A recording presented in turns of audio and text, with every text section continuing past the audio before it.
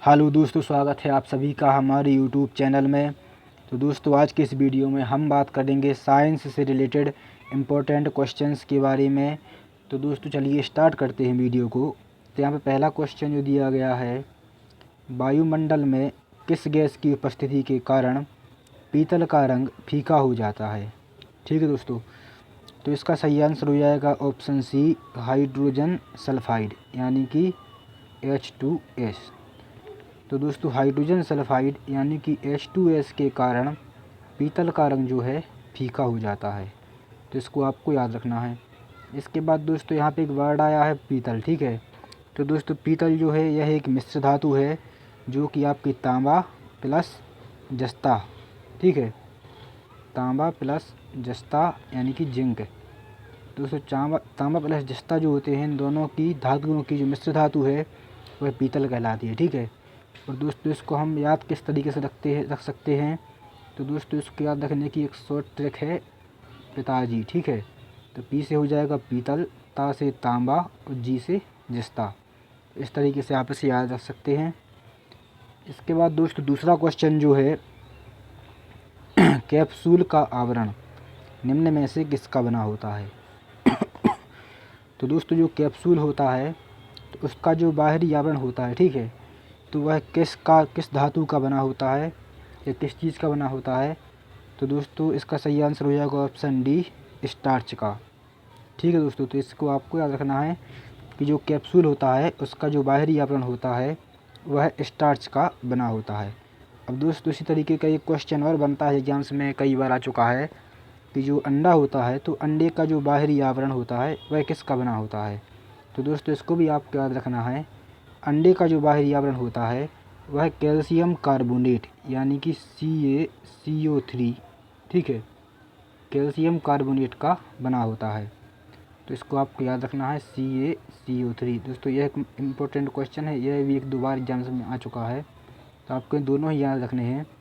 Capsule का जो बाहरी आवरण है वह स्टार्च का बना होता है और जो अंडे का बाहरी आवरण होता है वह कैल्शियम कार्बोनेट का बना होता है। इसके बाद दोस्तों तीसरा क्वेश्चन है, एक हाइड्रोजन एटम में कितने न्यूट्रॉन होते हैं। ठीक है दोस्तों, तो इसका सही आंसर होगा ऑप्शन डी यानी कि कोई नहीं।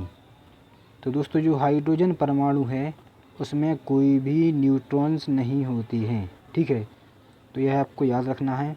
इसके बाद दोस्तों अगर हम बात करें हाइड्रोजन परमाणु की या हाइड्रोजन तत्व की, तो दोस्तों यह जो है हमारी आधुनिक आवर्त सारणी का प्रथम तत्व है। ठीक है, और दोस्तों यह यहाँ से एक इम्पोर्टेंट फैक्ट बनता है, तो इसे भी आप लोगों को याद रखना है कि जो हाइड्रोजन परमाणु है यह आवर्त सारणी का एकमात्र ऐसा तत्व है जिसमें कोई भी न्यूट्रॉन नहीं होता है।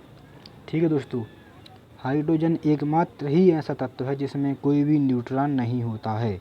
और दोस्तों इसमें जो प्रोटॉन होता है तो प्रोटॉन इसमें एक होता है, और दोस्तों इसका परमाणु क्रमांक भी एक होता है और इसका परमाणु भार भी एक होता है। तो तीनों चीज़ें ही इसमें एक एक होती हैं, तो इसको भी आपको याद रखना है। इसके बाद दोस्तों क्वेश्चन नंबर 4 है, सेल यानी कि कोशिका नाम किस जीव वैज्ञानिक ने सर्वप्रथम दिया था। तो दोस्तों कोशिका जो होती है उसको सेल, ठीक है, जो नाम दिया था वह किस जीव वैज्ञानिक ने दिया था। तो दोस्तों इसका सही आंसर हो जाएगा ऑप्शन सी यानी कि रॉबर्ट हुक। तो दोस्तों रॉबर्ट हुक ने ही सर्वप्रथम कोशिका का नामकरण किया था, और दोस्तों यह इन्होंने 1665 ईस्वी में यह नाम दिया था।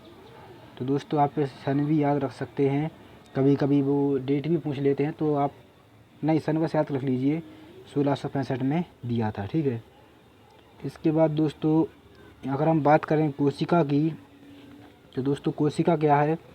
तो दोस्तों कोशिका जो है हमारे जीवन की सबसे छोटी कार्यात्मक एवं संरचनात्मक इकाई है। ठीक है, कोशिका जीवन की सबसे छोटी कार्यात्मक एवं संरचनात्मक इकाई है। और दोस्तों अगर हम बात करें कि सबसे छोटी कोशिका जो होती है वह एक जीवाणु है, माइक्रोप्लाज्म। ठीक है, जीवाणु का नाम है माइक्रोप्लाज्म।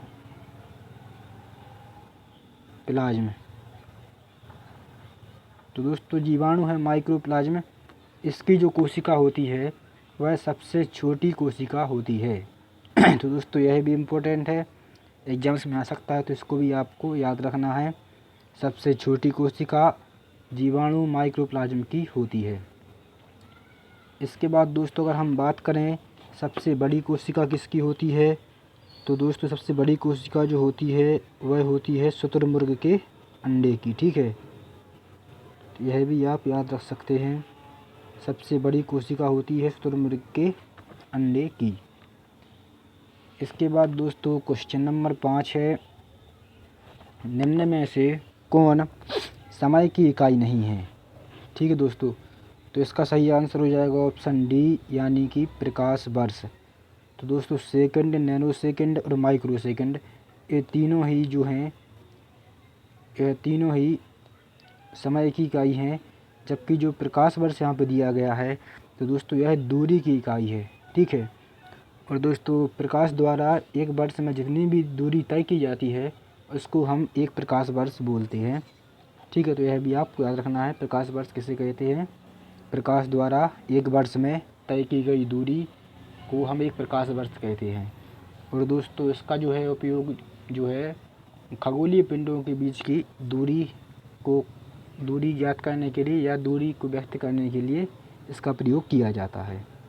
ठीक है दोस्तों, इसके बाद 6वां क्वेश्चन है, निम्नलिखित में से किन कणों में सकारात्मक आवेश होता है। ठीक है, तो दोस्तों इसका सही आंसर हो जाएगा ऑप्शन बी यानी कि प्रोटॉन। तो दोस्तों प्रोटॉन ये होते हैं, इनमें सकारात्मक आवेश यानी कि पॉजिटिव चार्ज या धनावेश होता है। ठीक है, तो प्रोटॉन में जो है धनावेश होता है। और दोस्तों आप सभी जानते हैं कि जो परमाणु होता है, तो दोस्तों परमाणु के केंद्र में प्रोटॉन और इलेक्ट्रॉन पाए जाते हैं, जबकि दोस्तों जो प्रोटॉन और न्यूट्रॉन जो होते हैं वह परमाणु के केंद्र में, मतलब परमाणु के जो है नाभिक में पाए जाते हैं या केंद्र में। और दोस्तों जो इलेक्ट्रॉन्स होते हैं वह इसके चारों ओर चक्कर लगाते हैं। ठीक है, तो यह भी आपको याद रखना है। इसके बाद दोस्तों 7वां क्वेश्चन है, कौन सी रचना जंतु कोशिका को वनस्पति कोशिका से विभेदित करती है। ठीक है दोस्तों, तो इसका सही आंसर हो जाएगा ऑप्शन डी यानी कि कोशिका भित्ति। ठीक है, सेल वॉल। तो दोस्तों जो कोशिका भित्ति होती है यह जंतु कोशिका को वनस्पति कोशिका से विभेदित करती है। और दोस्तों विभेदित इसलिए करती है क्योंकि दोस्तों जो कोशिका भित्ति होती है यह केवल वनस्पति कोशिका या पादप कोशिका, ठीक है, वनस्पति कोशिका को ही पादप कोशिका भी बोला जाता है। तो दोस्तों कोशिका भित्ति जो होती है यह केवल पादप कोशिकाओं में पाई जाती है और जंतु कोशिकाओं में नहीं पाई जाती है। ठीक है दोस्तों, तो यही अंतर होता है जंतु कोशिका और वनस्पति कोशिका या पादप कोशिका में। इसके बाद दोस्तों जो 8वां क्वेश्चन है, रासायनिक रूप से गन्ने की शर्करा है। तो दोस्तों गन्ना जो होता है उसमें जो शर्करा पाई जाती है उसको रासायनिक रूप से क्या बोला जाता है। तो दोस्तों इसका सही आंसर हो जाएगा ऑप्शन डी यानी कि सुक्रोज। तो दोस्तों जो गन्ने की शर्करा होती है उसको सुक्रोज बोला जाता है। और दोस्तों जो शहद में शर्करा पाई जाती है उसको फ्रक्टोज बोला जाता है। ठीक है, तो इसको यह भी आपको याद रखना है, शहद में पाई जाने वाली शर्करा को फ्रक्टोज बोला जाता है। इसके बाद दोस्तों अगर हम बात करें यहाँ पे लैक्टोज की, तो दोस्तों लैक्टोज जो होता है, जो लैक्टोज जो शर्करा होती है यह सबसे कम मीठी शर्करा होती है। ठीक है दोस्तों, लैक्टोज जो होती है यह सबसे कम मीठी शर्करा होती है। और दोस्तों जो फ्रक्टोज होता है यह सबसे ज़्यादा मीठी शर्करा होती है। ठीक है, यानी कि फ्रक्टोज सबसे मीठी शर्करा होती है और लैक्टोज सबसे कम मीठी शर्करा होती है। तो दोस्तों ये दोनों ही बातें आपको याद रखना है। इसके बाद दोस्तों क्वेश्चन नंबर 9 है, सूर्य की ऊर्जा किस माध्यम से उत्पन्न होती है। ठीक है दोस्तों, तो इसका सही आंसर हो जाएगा ऑप्शन ए यानी कि नाभिकीय संलयन। तो दोस्तों नाभिकीय संलयन के कारण ही सूर्य की जो ऊर्जा है वह उत्पन्न होती है। अब दोस्तों नाभिकीय संलयन क्या होता है, तो दोस्तों नाभिकीय संलयन एक ऐसी अभिक्रिया होती है, एक ऐसी रासायनिक अभिक्रिया होती है जिसमें दो छोटे छोटे नाभिक, ठीक है, जिसमें दो छोटे छोटे नाभिक आपस में संयुग्मित होकर या जुड़कर एक बड़ा नाभिक बनाते हैं, ठीक है। तो जब दो छोटे छोटे नाभिक आपस में जुड़कर एक बड़ा नाभिक बनाते हैं तो उसे नाभिकीय संलयन अभिक्रिया बोला जाता है। और दोस्तों यह एक ऊष्माक्षेपी अभिक्रिया होती है और दोस्तों इससे जो है बहुत अधिक मात्रा में ऊर्जा उत्सर्जित होती है, ठीक है दोस्तों। इसके बाद क्वेश्चन नंबर 10 है, गति के नियमों का प्रतिपादन न्यूटन ने अपनी किस पुस्तक में किया है? तो दोस्तों इसका सही आंसर है ऑप्शन ए यानी कि प्रिंसिपिया। तो दोस्तों न्यूटन की एक बुक है प्रिंसिपिया और दोस्तों इसी बुक में इन्होंने अपने गति के नियमों को प्रतिपादित किया था। और दोस्तों इन नियमों का जो प्रतिपादन था यह 1687 ईस्वी में किया गया था। तो दोस्तों इसे भी आपको याद रखना है। और दोस्तों इसके अलावा अगर हम बात करें न्यूटन के बारे में तो दोस्तों न्यूटन ने गति के नियमों के साथ साथ ही गुरुत्वाकर्षण के नियम भी दिए हैं, तो इसे भी आपको याद रखना है। तो दोस्तों कई बार एग्जाम्स में आ सकता है कि गुरुत्वाकर्षण के नियम किसने दिए हैं, तो आपको याद रखना है कि गुरुत्वाकर्षण के जो नियम हैं वह भी न्यूटन ने ही दिए हैं।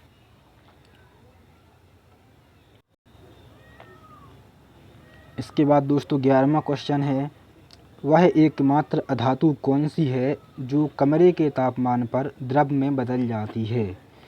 तो दोस्तों इसका सही आंसर हो जाएगा ऑप्शन बी यानी कि ब्रोमीन, Br, ठीक है।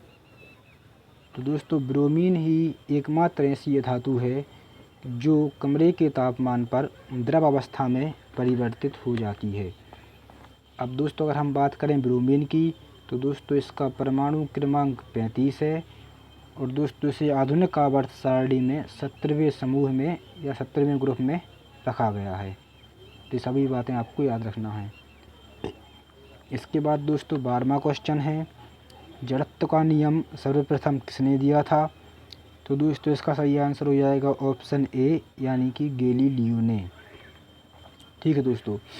तो दोस्तों आप सभी जानते हैं कि जो गति का प्रथम नियम है वह ही जड़त्व का नियम कहलाता है, ठीक है। जो गति का प्रथम नियम है वो जड़त्व का नियम कहलाता है। और दोस्तों जो जड़त्व का नियम है वह सर्वप्रथम गैलीलियो ने दिया था और दोस्तों बाद में न्यूटन ने ही इसका विस्तृत रूप से प्रतिपादन किया था और दोस्तों इसे अपने गति के जो 3 नियम उन्होंने दिए थे उसमें शामिल किया था, ठीक है। तो इसको भी आपको याद रखना है। इसके बाद दोस्तों क्वेश्चन नंबर 13 है, आनुवांशिकता के नियम किसने प्रस्तावित किए थे या प्रतिपादित किए थे? तो दोस्तों इसका सही आंसर हो जाएगा ऑप्शन ए यानी कि ग्रेगर मेंडल। तो दोस्तों ग्रेगर मेंडल ने ही आनुवांशिकता के नियम प्रतिपादित किए थे और दोस्तों इन्हें ही आनुवांशिकता का जनक भी कहा जाता है, ठीक है दोस्तों। ग्रेगर मेंडल को ही आनुवांशिकता का जनक या पिता कहा जाता है। इसके बाद दोस्तों क्वेश्चन नंबर 14 है, मनुष्य का सामान्य रक्तचाप कितना होता है? तो दोस्तों रक्तचाप मतलब होता है ब्लड प्रेशर, ठीक है, इसमें आपको कन्फ्यूजन नहीं होना है। और दोस्तों एक IMP क्वेश्चन है, मनुष्य का सामान्य ब्लड प्रेशर या रक्तचाप कितना होता है? तो इसका सही आंसर है ऑप्शन ए यानी कि 120 से 80 mmHg, ठीक है दोस्तों। तो इसको भी आपको याद रखना है। तो दोस्तों ये थे हमारे आज के 14 साइंस के बहुत मोस्ट इम्पोर्टेंट क्वेश्चंस। और दोस्तों अगर आपको वीडियो अच्छा लगा हो तो कमेंट बॉक्स में बताइएगा। और दोस्तों अगर आपको लगता है कि वीडियो आपके लिए हेल्पफुल है, आपके फ्रेंड्स आपकी फैमिली के लिए हेल्पफुल है, तो दोस्तों अभी व्हाट्सएप पर जाइए, अपने फ्रेंड्स के साथ वीडियो को शेयर कीजिए, अपनी फैमिली के साथ में शेयर कीजिए। और दोस्तों अगर आपने अब तक हमारे यूट्यूब चैनल सब्सक्राइब नहीं किया है तो आप हमारे चैनल को सब्सक्राइब कर लीजिए। और दोस्तों बगल में लगी घंटी के बटन को भी प्रेस कर दीजिए ताकि आपको हमारी आने वाली वीडियो की जानकारी समय पर मिलती रहे। तो दोस्तों मिलते हैं अगली वीडियो में, तब तक के लिए थैंक यू सो मच।